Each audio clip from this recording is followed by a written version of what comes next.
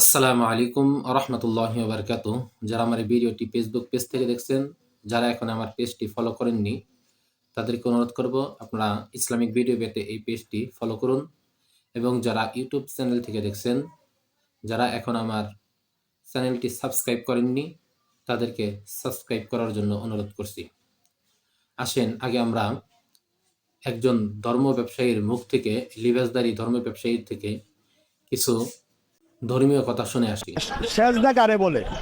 যেমন মাজারে গেল, হ্যাঁ, মাজারে গিয়ে কি করলো? ওই পিসাবের সেজদা করলো।